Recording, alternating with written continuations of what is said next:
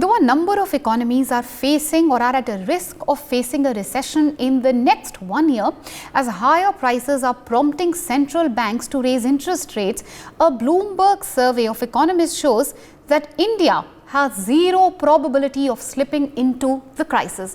In general, Asia faces 20 to 25% chance of witnessing a recession in the next 1 year. According to the survey, Sri Lanka, which is already facing a major financial crisis, has as much as 85% probability of slipping into recession within a year.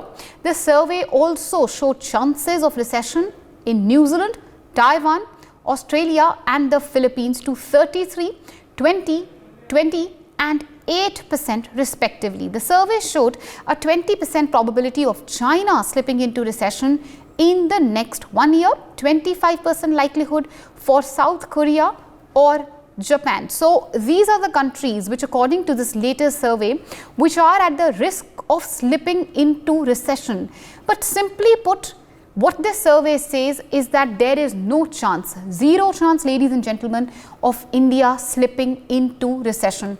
What does this survey mean? One, for India's growth story, for our future. What does it talk or what does it show about the policies which India has adopted, which has really led India to the path of growth, and of course, to India becoming almost recession free, going by this survey? As critics say, should we take this survey with a pinch of salt? Is it time to celebrate already, or should we still act with caution? We'll discuss all of this and more with a panel of experts who will answer all these questions, starting first of all with Ambassador Basmati Mukherjee. She's a former diplomat, Sharat Kohli, a senior economist, Sumit Peer, political commentator, Madhav Nalapad, editorial director of the Sunday Guardian. Welcome all for joining us on NewsX. I'm going to start first of all with you, Ambassador Mukherjee. Ma'am, how do you view this survey? Of course, coming at a time when the opposition had been very vociferously attacking the government over one, inflation, GST rise every second day, we see a din in the parliament. But in stark contrast to the claims is this survey which says that there is hardly a chance, in fact a 0% probability of India slipping into a recession, while of course as compared to other countries, it looks like that in general, if you look at Asia itself, 20 to 25% of witnessing a recession, ma'am. Well, first of all, Meenakshi, it feels good to read this survey, since we have been discussing in this channel some pretty depressing false fake reports about, for instance, the global hunger index, where we were shown much below Sri Lanka, etc. So it really makes me feel good to see that a survey like this has finally come out with the truth. This survey actually vindicates several things, dear Meenakshi. It vindicates the sound economic policy being followed by our government and by our economists and by the Reserve Bank of India. It also vindicates our policy on Ukraine. It also exposes the effect of unilateral sanctions of the West on Russia, which will result in the West slipping into recession, inevitably in a year.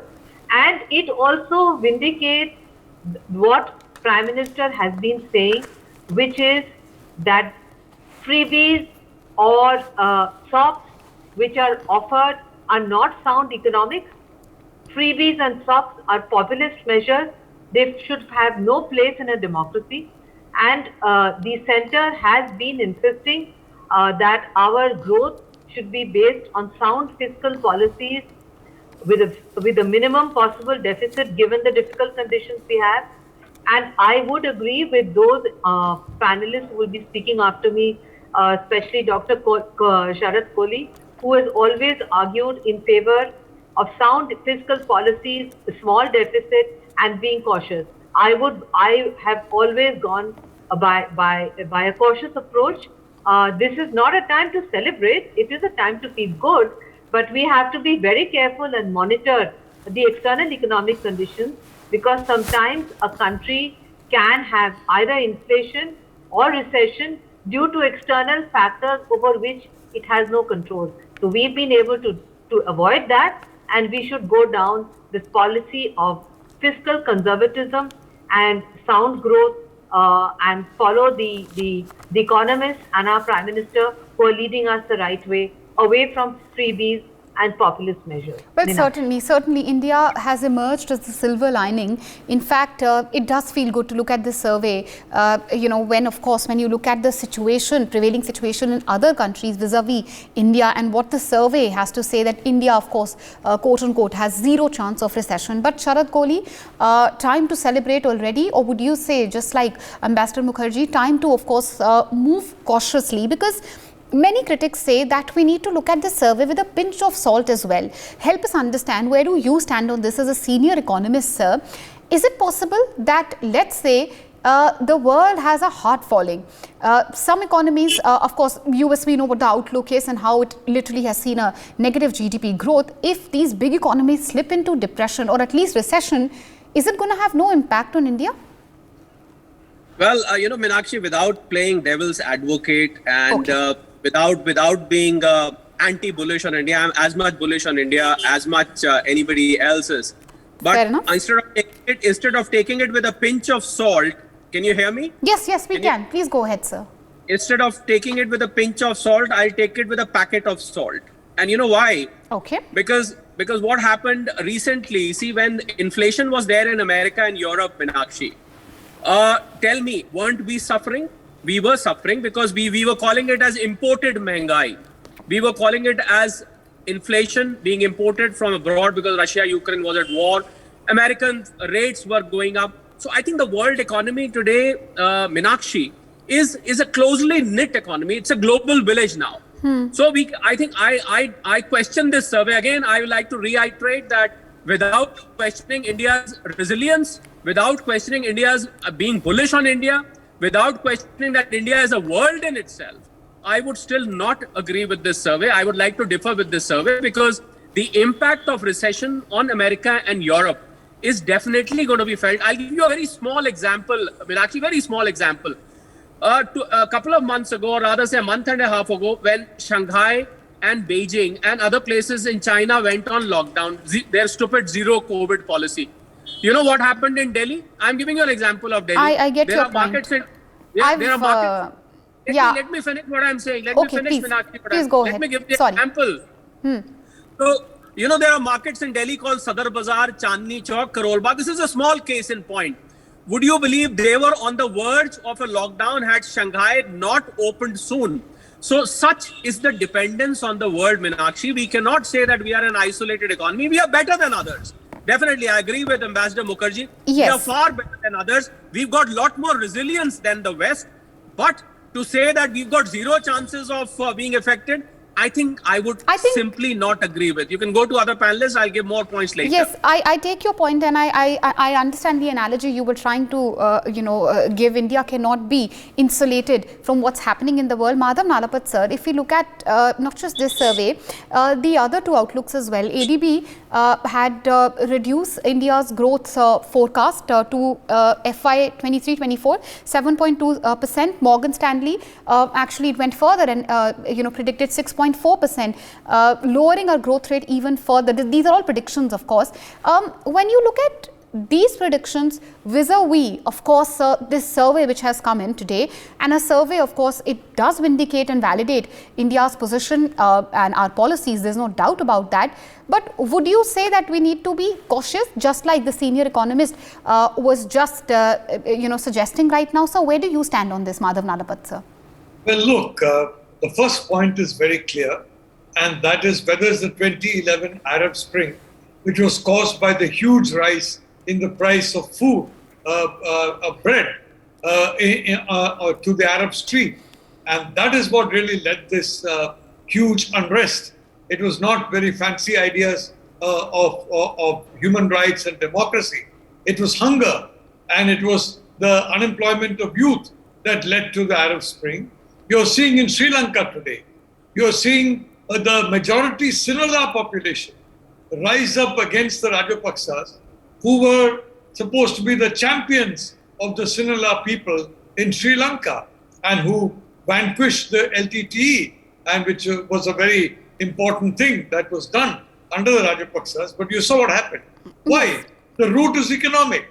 And that is the point where I would like to say Prime Minister Modi has scored, because he has from the beginning understood that the foundation for a stable country is economics. Because remember that the centrality of his concepts is vikas, development. And that is and this focus on development is what frankly will stand India in good stead. And the reality is that we have been an over-regulated economy. There have been something like 64,000 regulations, of which I'm happy to say Prime Minister Modi has removed 29,000 and is on track to removing more. Taxes, well, there's definitely scope for reducing taxes. Of course, I applaud both my previous panelists for their insistence on fiscal rectitude, so to call. But the reality is what we need is the animal spirits of entrepreneurship rising up. And for that, I can tell you, sometimes you need to create cuts in taxation, and also you need to create an atmosphere where people in business do not believe that, behind them, somebody is watching them, waiting to pounce on them if some mistake is made.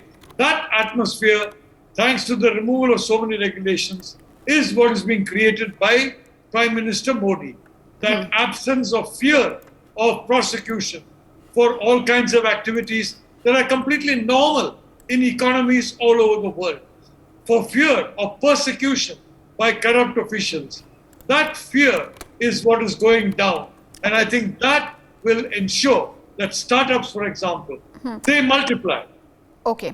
So economic growth multiplies and smaller companies, smaller enterprises do well. It's a work in progress. I agree with Sharad, but it's a work, the progress is in the right direction. Okay, I take your point. Sumit, please, sir, since you are a political commentator, of course, Madhav Nalapat suggests that it's a vindication of Prime Minister Narendra Modi's policies. But as a political commentator, what will you say today about the opposition's allegation? The opposition, of course, has been attacking the government for days altogether. We've seen it in the parliament over GST hike, over inflation charges by the opposition. Would you say, one, vindication of stand by the government, and especially as far as opposition is concerned, they have been taking all these foreign surveys very seriously. How will they question this one? Meenakshi ji, thank you very much for having me on your show. You see, today a myth is busted. Myth is busted because it's not a question of a survey.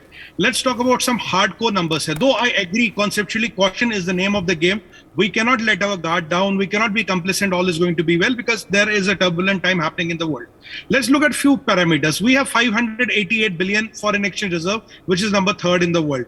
Our inflation is 7.3% and US recorded an inflation of 9.1%, which was highest in 41 years.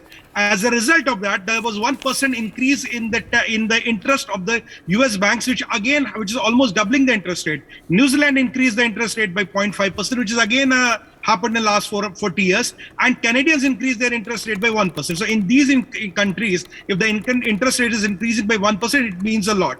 Now look at what is driving the food price. What is driving this inflation? There are two factors. There is food and fuel. Today, fuel is 55% expensive than what it was last year. Food is 42% expensive than what it was last year. But the good thing is when we look at food and fuel, we have all the wheat in the world at least to fulfill our stomachs for years to come. Our foreign exchange reserves will last at 10 to 12 months, assuming there's no inflow of the foreign exchange, right?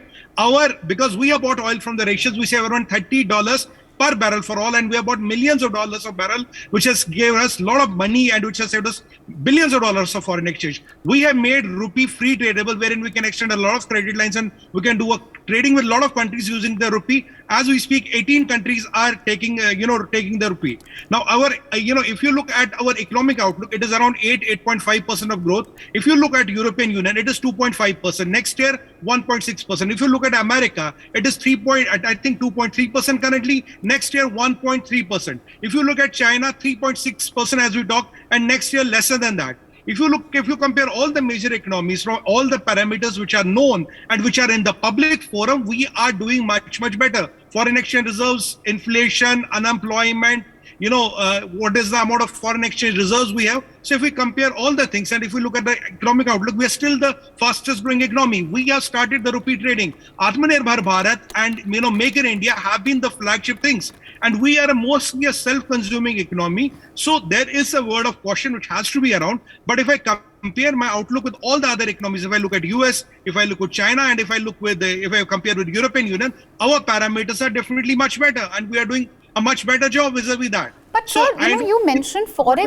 reserves. Okay, I take your point, but you mentioned forex reserves, and I'd like, of course, the right person to bring in here would be Sharad Kohli. Sir, feel free to correct me. Haven't the forex reserve fallen by a large amount, $7.5 billion if I'm correct, which is the highest in the last 20 months, a matter of concern? You said earlier that you take this survey with a bag of salt. Would you like to elaborate why you made that statement?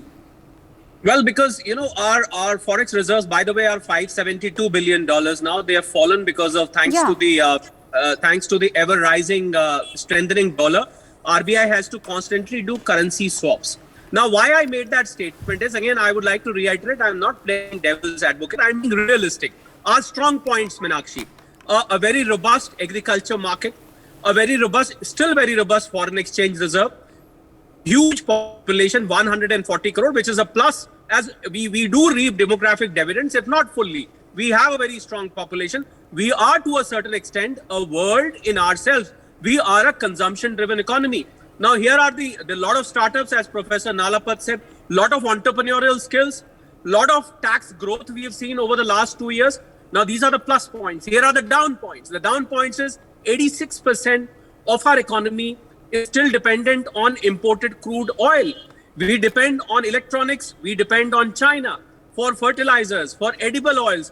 We are dependent on these economies. Indian exports, when we say exports, our exports are touching $700 billion. But if the world economy goes into recession, Meenakshi, where are you going to export? This is going to fall down. So therefore, considering the world as a global village, I question the survey that you cannot say that India's got 0%. I think 0% chance is dil behlane ke liye ghalib khayal acha hai. There is a very old sher by Ghalib.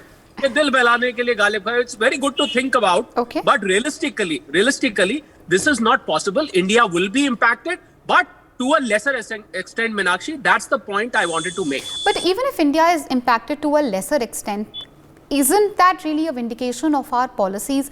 Look at what's happening in the world. Countries which were superpowers, US, China, they have a very high risk of slipping into inflation. Isn't it, Baspati Mukherjee? Where do you stand on this discussion, ma'am?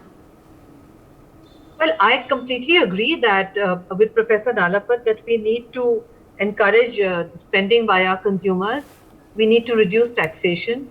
We need to create conditions of robust economic growth within India, which is being done by our Prime Minister through his sound economic policies. There is no getting away from the fact that the world is interconnected. So if we want to be an export-driven economy, and if important parts of the world which are our trading partners slip into recession, naturally we will be impacted. But since we are, as one of our co-panelists said, a world in ourselves, we can survive much better than many others. And moreover, we have the habit of being resilient, and we have enough food supplies, fortunately, to last us through this period until the Ukraine war comes to its own conclusion. There is no doubt that there are challenges ahead, but I would definitely say that India has managed far better than developed economies, and that is precisely where I would like to give credit to our government and to our economists and to the Reserve Bank of India, because through difficult circumstances, they have been able to steer India's path in such a manner that growth is assured, and that is a remarkable achievement.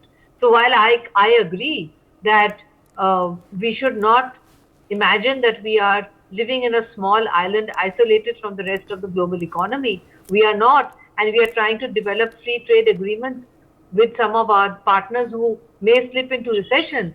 So maybe this is not a good time to even think of free trade agreements. But that's a different issue. The point is we are very interconnected. We are part of WTO. So if there is a global recession or a recession affecting major economies, we will be impacted, but we will be much less impacted. I take your point. I'd like to include the other two panelists as well. I take your point. Madhav Nalapat, sir, if you could come in here. If you look at the survey, some interesting findings, wouldn't you agree? Especially far as China is concerned, sir. China, of course, which has been giving out doles after doles to countries which can never pay it back, obviously with an intention of acquiring their land, today seems to have really fallen flat on its face. This survey shows that there is a high chance of China slipping into recession. If you look at what's happening with the real estate market in China, with the banking crisis in China, it does look like a possible reality. Would you agree or not, sir? Well, I'd like to say that real estate and building of houses is a very important component of an economy, especially for the middle class. Several years, if you check the economic growth of India over the last 30 years, Sharath will bear me out on that, you'll find a robust real estate market has driven a lot of that growth. There's no question about it. And the reality is China has made a mess of it. But the point I'd like to say is we should understand that there are prophets of gloom and doom around us and around the world. Prophets of gloom, for example, who are trying to short the rupee and trying to take a situation where the rupee falls even more so they can have profits. But I mean, you can operate from Dubai, you can operate from Singapore, you can operate from other centers and put in a certain amount of hard currency and then try and short the rupee. These efforts are taking place. An effort is taking place to say that the government of India, it's only concerned with, the exact reverse of the truth, only with freebies.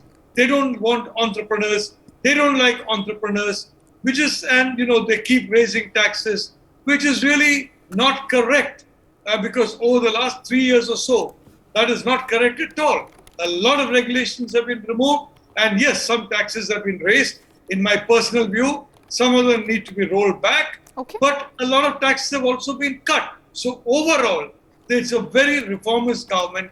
And the problem is this kind of conversation, artificial reality that's been created, that it's not reformist, that it is the opposite of reformist, and that, there is no good atmosphere for entrepreneurship, which is not true.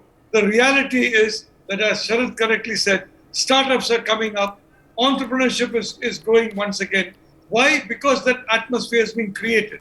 There's a lot to have to cut through, a forest of regulations, a sea of bad policies in the past. But that is being done now, and I think the effects will showing themselves a little bit now, and more they'll begin to show themselves. All right, I take your point, Sumit Peer. Last word. Meenakshi, a very small, a 2-second intersection. Yes. I said a packet of salt, not bag of salt. So please.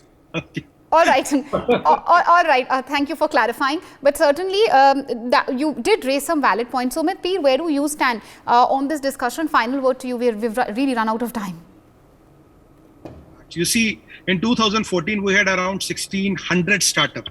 Today, we have 72,000 and more. We have more than 100 unicorns. We have 3 decathlons, and soon we'll have 10. The investment in startups, which came last year, was $36 billion. We got the highest FDI of $83 billion. And if you look at the currencies falling, if you look at the overall Asian currencies fall by 8.5%, our currency only had fallen by 7%.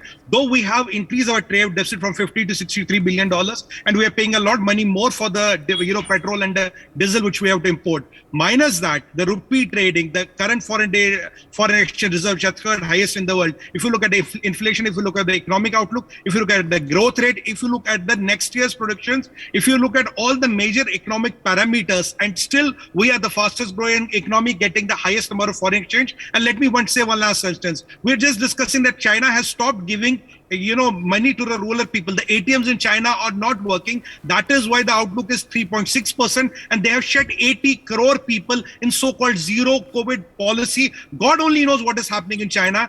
The elephant in the room is not India. India is the island of home. The elephant in the room for the world economy. If there's a doomsday, that is People's Republic of China. If Chinese economy goes haywire, God save us all.